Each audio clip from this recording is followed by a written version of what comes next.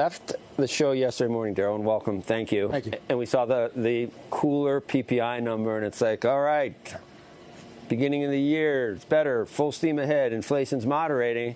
And then all of a sudden, retail sales is what ruined everyone, or at least the notion that there might be a recession is back in the forefront. We're never satisfied. Yeah, so what's tomorrow going to bring? Right? Yeah, exactly. You better pay attention, I guess, right? Because you never know. Traders are going to key off different things depending on their mood. Yeah. Where are we? Yeah.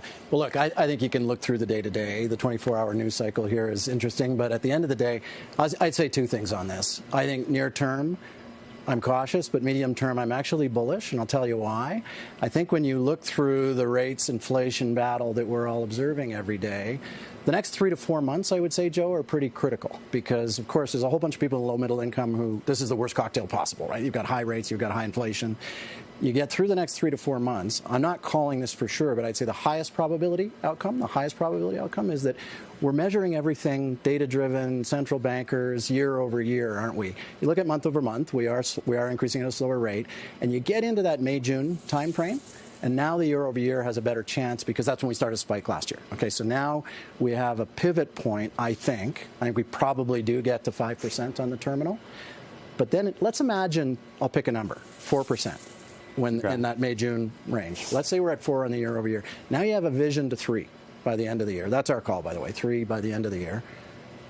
Between 1914 and 2022, the average inflation rate in the United States was 3.3%.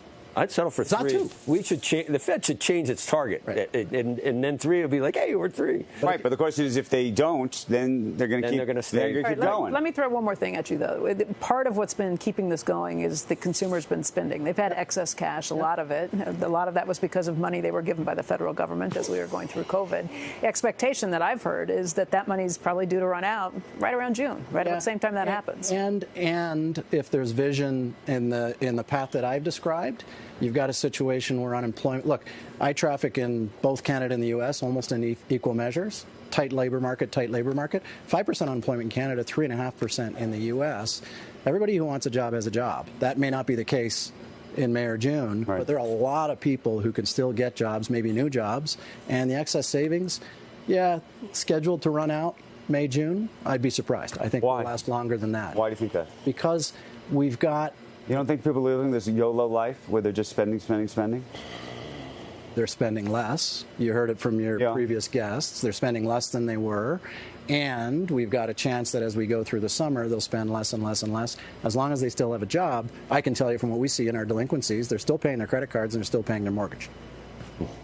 Can you explain why we cling, or at least traders or market participants cling to the notion that the Fed is not going to get to where it says it's going? You can't explain that. No, I can't explain. But you think the markets are wrong, or the Fed is going to finally blink?